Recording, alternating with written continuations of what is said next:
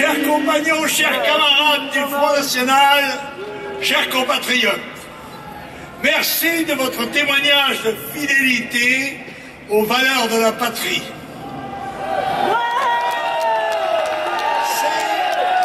C'est la 40e fois que le Front National défile en l'honneur de Jeanne d'Arc, sainte et martyre de la patrie, et la 27e fois que nous le faisons le 1er mai, unissant dans nos cœurs la fête du travail et celle de Jeanne d'Arc.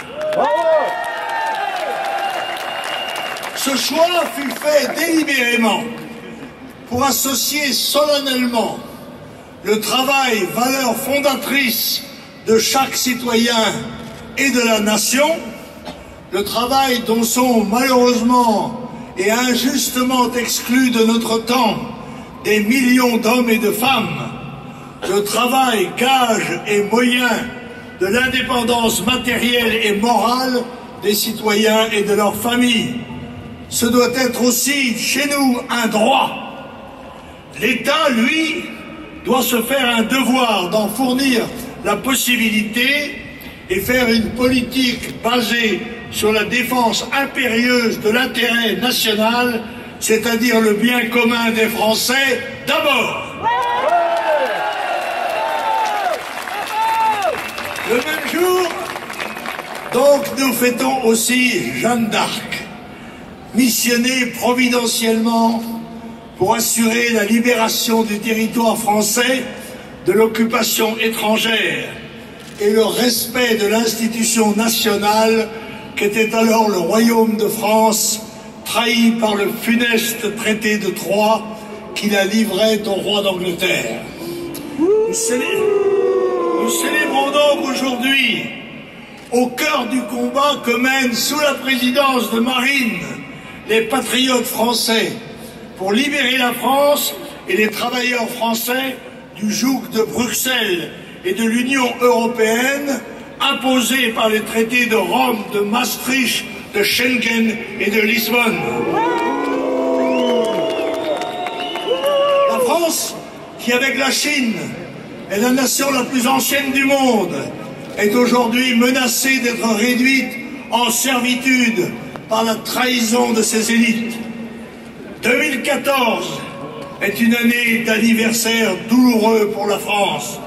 Sans remonter plus haut que le 19e siècle, 1814, c'est l'occupation de la France par les troupes européennes coalisées, vainqueurs de Napoléon.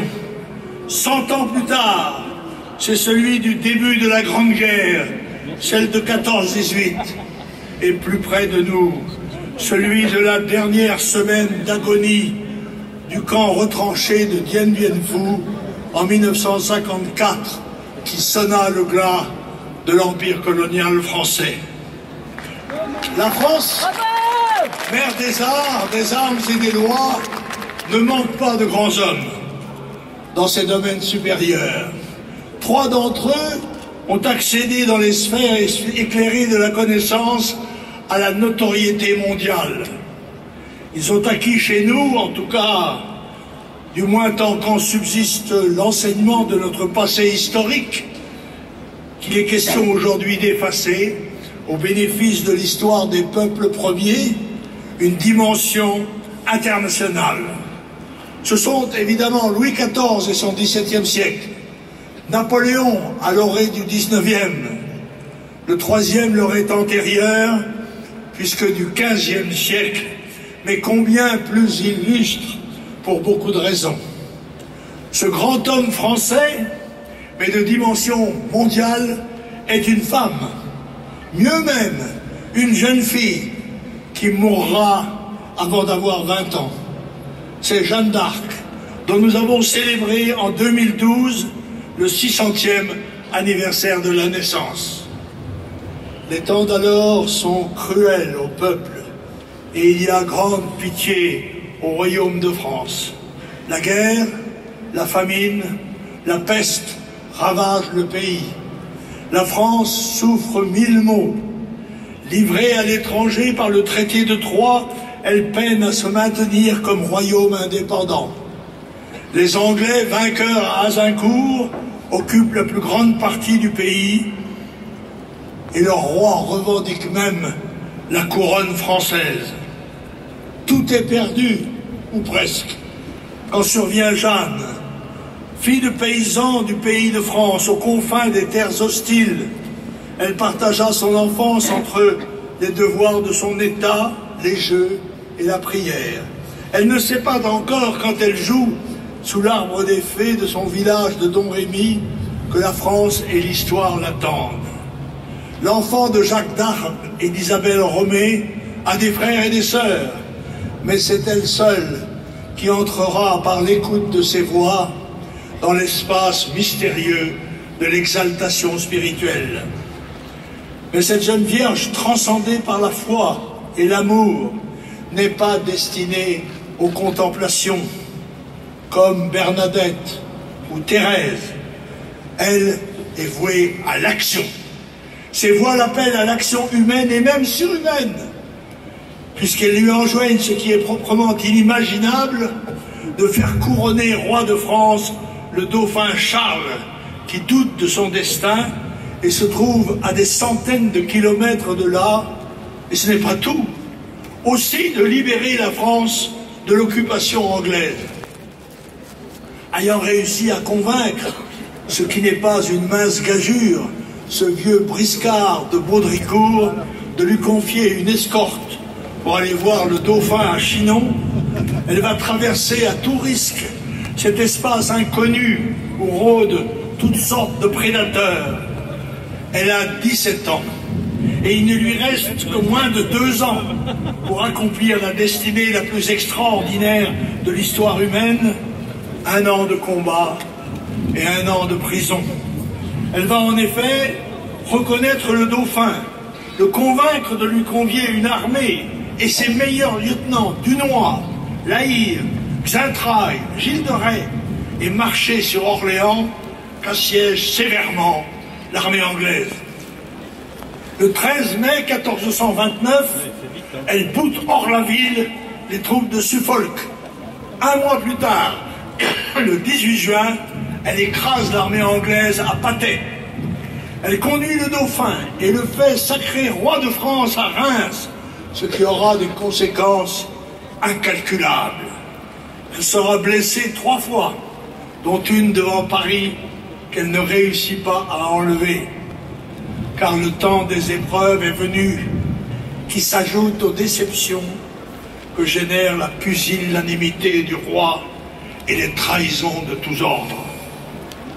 Faite prisonnière à Beauvais, elle est vendue aux Anglais par son vainqueur bourguignon Jean de Luxembourg. Emprisonnée à Rouen dans une cage de fer, puis ferrée aux pieds et à la taille, elle est gardée dans un cachot sordide par 7 soudards anglais. Et c'est un tribunal ecclésiastique présidé par l'infâme évêque Cochon qui la jugera. Les minutes de son procès de Rouen, ainsi que celles du procès de réhabilitation, sont les preuves irréfutables que l'épopée de Jeanne est bien historique et non légendaire. Les Anglais seront définitivement chassés de France par un de ses lieutenants, un breton, le connétable de Richmond. Ce n'est qu'au XXe siècle que l'Église la proclamera sainte et la France héroïne nationale. Il n'existe nulle part au monde une destinée comparable. Louis XIV et Napoléon sont des hommes d'exception, mais seulement des hommes. Jeanne a une autre dimension. Par son contact avec le ciel, sa vie est transcendée. Elle vit un poème orphique qui va la sublimer après l'ascèse des prisons, à travers les souffrances, les humiliations et la mort. Jeanne ne vit pas pour elle. Elle donne sa vie, sa jeunesse, sa beauté, son cœur et son âme à sa patrie et à son Dieu. Et les Français, surtout les jeunes, doivent lui conserver une place particulière dans leur cœur et leur mémoire, Parce que Jeanne, qui pourrait se réaliser seule dans son rapport avec le ciel, offre son sacrifice à sa patrie charnelle, la France, et à ceux qui l'habitent et qu'elle aime, les Français. Tandis que s'envolait son âme pure du bûcher de Rouen, naissait au même moment, dans la touffeur d'un printemps parisien, un grand poète, François Villon, qui la chantera dans les dames du temps jadis, et Jeanne la bonne Lorraine, quand gloires brûlèrent à Rouen, où sont-ils vierges souveraines, mais où sont les vierges d'antan? Comme au temps de Jeanne, la France est aujourd'hui menacée de disparaître. Prisonnière des structures mortifères de l'Union européenne, elle a perdu l'essentiel de sa souveraineté. Elle n'a plus de frontières et 80% de ses lois sont faites à Bruxelles et non à Paris. Son armée est aux ordres d'un commandement étranger. Le chômage, l'insécurité, l'endettement couronnent sa ruine. L'immigration massive d'étrangers du tiers-monde l'accable financièrement, attente au plus profond de son identité et constitue pour demain une menace mortelle. Le sentiment national et le patriotisme sont moqués ou désignés à la vindicte publique. La nation est en danger de mort si l'on s'en tient aux chiffres et aux courbes de l'avenir probable. Mais nous appartenons à un pays qui a connu des épisodes providentiels et cela nous interdit de désespérer, mais au contraire nous incite à l'espoir et à l'action. Honneur